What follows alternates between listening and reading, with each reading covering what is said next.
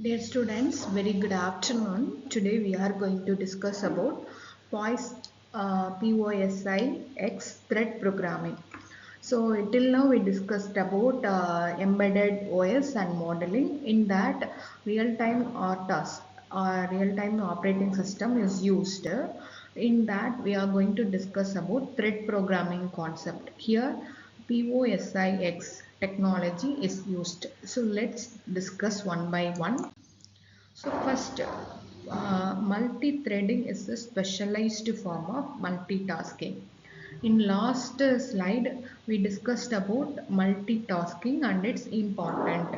And multitasking is the feature that allows your computer to run two or more programs concurrently. Students, you have to understand pipelining concept is used and multitasking concept is used. Where pipelining is used to increase the decoding functions of the instruction.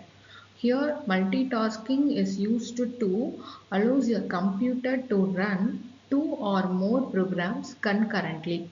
In general, there are two types of multitasking. One is your process based and another one is the thread based. So what do you mean by process based multitasking? Handles the current concurrent execution of the program. So you have to understand concurrent execution of the programs. So thread based multitasking deals with the concurrent execution of the pieces of the same program. Okay. So a multi-thread program contains two or more parts that can run concurrently. Each part of the such program is called a thread. Students, you have to understand the meaning thread. Each part of such program is called a thread. So such program means a multi-threaded program contains two or more parts that can run concurrently. So a thread and a thread defines a separate path of execution. Before C++11, there is no built-in support for multi-thread application. Instead, it relies entirely upon the operating system to provide these features. Okay, so let us assume that you are working on Linux OS and we are going to write a multi-thread C++ program using POSIX. POSIX threads or Pthreads provides API which are available on many Unix-like systems such as FreeBSD, NetBSD, GNU/Linux, Mac OS, and Solaris. So in this program, we can understand how to create a thread.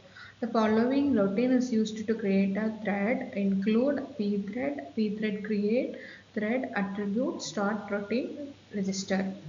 Okay, so here we have a parameter and description. First, a thread is a APEC unique identifier for a new thread returned by the subroutine attribute, an APEC attribute object that may be used to set thread attributes. You can specify a thread attributes object or null for the default values. Start routine. The C++ routine that the thread will execute once it is created.